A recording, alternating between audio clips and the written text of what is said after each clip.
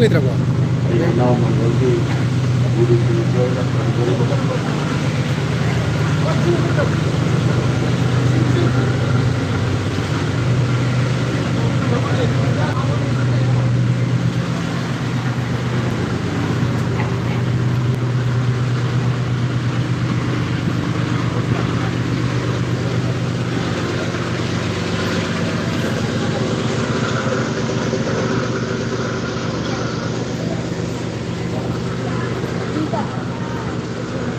Lena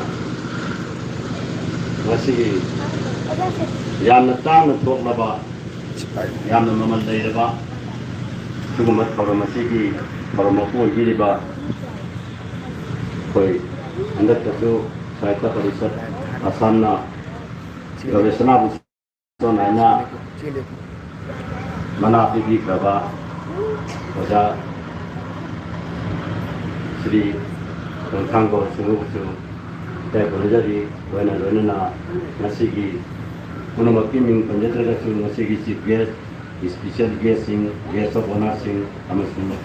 nasi nongna sekolah sih guru moina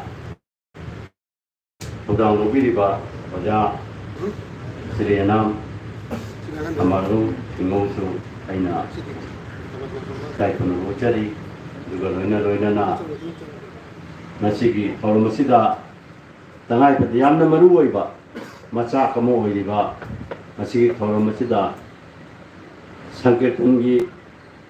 itu ni amamu wajini hai bagi asada yang gilai ba pitla ba angang sing shooting of kusuai na kamu menjadi musibah pondok jadi loina hari ba angang sing sigi mai alaman shooting of kusuai ni kaya guna bocari nasi asiguma kalau masibu saruk jaba pangan dibagi damakta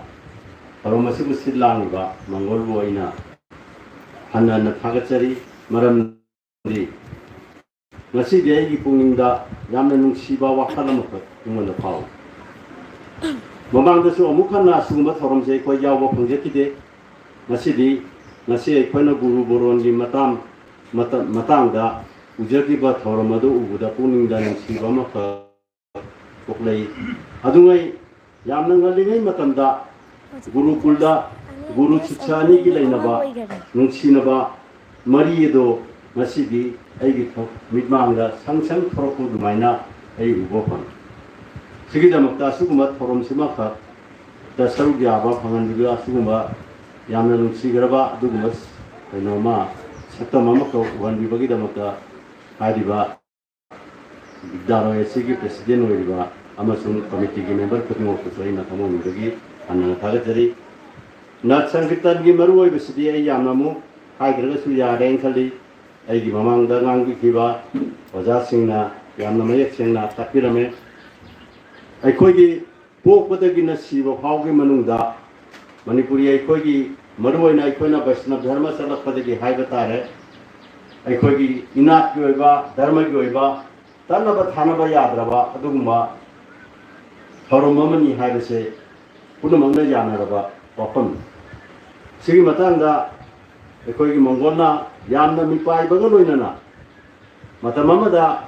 Kogi Lamamasita Matik Chava Nat Sankitangi Wajaguru Kamak Redamakata Rasu Nasigi Matanda Maruina Kogi Lakipur Subdivision Pujiti Court District Wide Sigi Manunga Hari balam masida jamna sodarakpa mayang tatharakpa sigi mipaiba se kokna nabagi damakta ngasidagi chahi ani makhai muki mamangda noma koi khungungda laaga mana wari leam oja samai mai tawdana ai sangit vidyaloy makha ingkharna ba kona gya dana ai oja sing kaya kochin chendna ai tana jabani ai si jamna haraw hai ki yamna phaja wapam ne madwani Lamdamasida Ikogi, Judima, Lady Bawat Kayase, Menkanabagi Amatanga, Papamedi, Hidebus, Hundred Pita, or Pomtoi. Adu Bataragadi, Aina Hajekavani, Yaragadi, Nanga Yama Chow, no Park Chow, no Kodu, Dresu, Ikogi Halaman Hakatagi, Kona Satagramina City, Nabagramaina Kanariba, ꯑꯩꯈꯣꯏꯒꯤ ꯈꯨꯡꯒꯪ ꯃꯥꯄꯟꯁꯤꯒꯤ ꯃꯅꯨꯡꯗ ꯂꯩꯕ ꯀꯔꯤꯒꯨꯝꯕ ꯁꯪꯒꯤꯠ ꯕꯤꯗ꯭ꯌꯥꯂꯣꯏ ꯑꯃ ꯂꯤꯡꯈꯠꯄꯗ ꯀꯔꯤ ꯀꯔꯝꯍꯥꯏꯅ ꯂꯤꯡꯈꯠꯀꯅꯤ ꯍꯥꯏꯕꯒꯤꯗꯃꯛꯇ ꯇꯥꯟꯅꯕ ꯌꯥꯕ ꯑꯣꯖꯥ ꯒꯨꯔꯨ ꯃꯇꯤꯛ ꯆꯥꯅꯗꯨꯃꯛ ꯂꯩꯇꯕ ꯅꯠꯇꯦ ꯍꯥꯏꯔꯤꯕ ꯈꯨꯡꯒꯪ ꯃꯥꯄꯟꯁꯤꯗꯒꯤ ꯑꯩꯈꯣꯏ ꯑꯈꯟꯅꯕ ꯑꯗꯨꯒꯨꯝꯕ ꯑꯣꯖꯥ ꯒꯨꯔꯨ ꯀꯌꯥꯁꯦ ꯀꯧꯔꯒ ꯑꯃꯨꯛꯇꯪ ꯑꯩꯈꯣꯏ ꯄꯨꯟꯅ ꯐꯝꯃꯤꯟꯅꯔꯒ ꯂꯤꯡꯈꯠꯄ ꯇꯥꯔꯒꯗꯤ ꯌꯥꯝꯅ ꯃꯔꯤꯛ ꯆꯨꯝꯅ ꯑꯩꯈꯣꯏ ꯍꯥꯏꯔꯤꯕ ꯊꯧꯔꯝ ꯑꯁꯦ ꯄꯥꯡꯊꯣꯛꯅꯕꯒꯤꯗꯃꯛ ꯈꯟꯅꯅꯦꯅꯁꯦ ꯍꯥꯏꯅ ꯃꯥꯅꯁꯨ ꯍꯥꯏꯔꯝꯃꯤ ꯑꯣꯖꯥ ꯁꯣꯏꯗꯅꯃꯛꯀꯤ ꯑꯩ ꯃꯤꯇꯤꯡ ꯇꯧꯖꯔꯛꯀꯅꯤ ꯍꯥꯏꯅ ꯑꯗꯨꯕꯨ ꯂꯥꯏꯕꯛ ꯊꯤꯕ ꯍꯥꯏꯒꯗ꯭ꯔꯥ ꯃꯁꯤ ꯃꯤꯇꯤꯡ ꯀꯧꯈꯤꯕ꯭ꯔꯥ ꯀꯧꯗꯕ꯭ꯔꯥ ꯍꯥꯏꯕꯗꯨꯗꯤ ꯑꯩ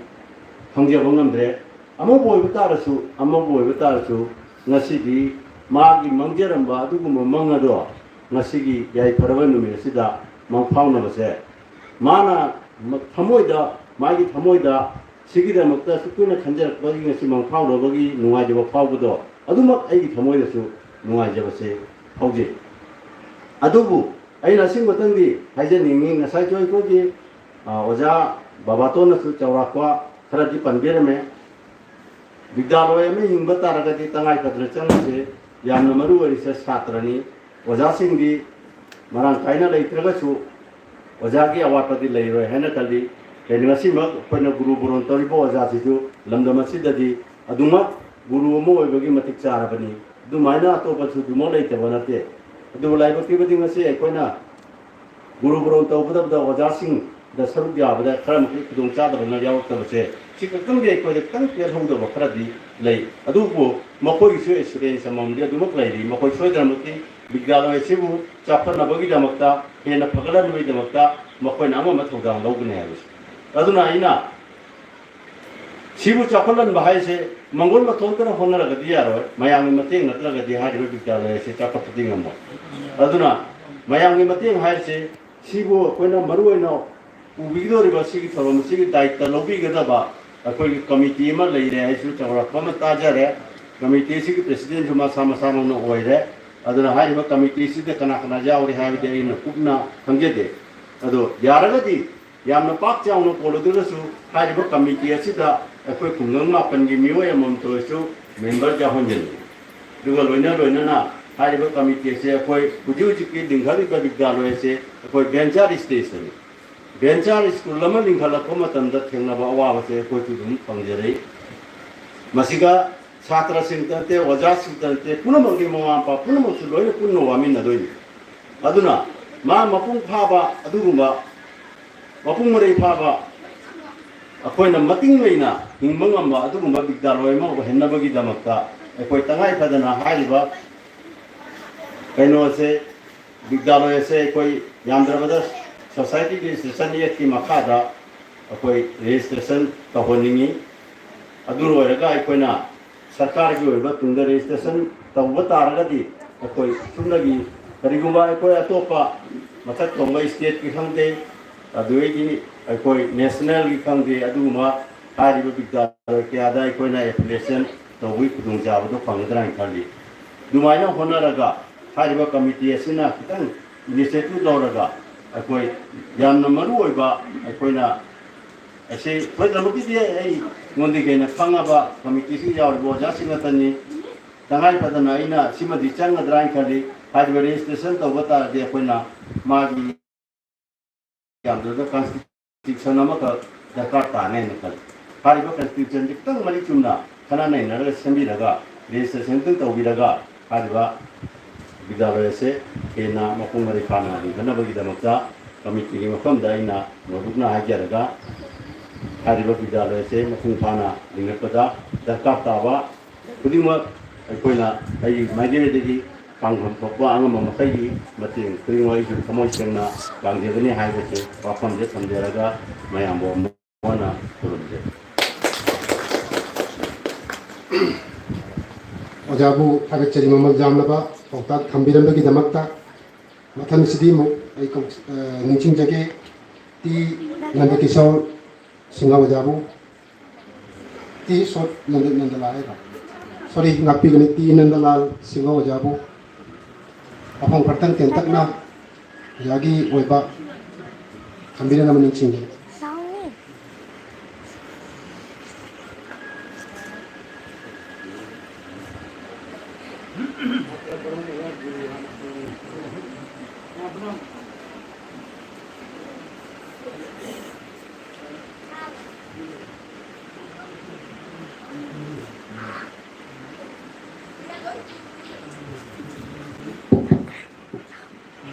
ngasi jamna mamal leiraba akoi numit asida akoi Gandhi Sama Manipuri Sangeet Vidyaloy Kasar ki hogdokpa numit sida lengdi reiba amasung mifam asida mifam mapu oibiriba oja ingona panjarabada oja ko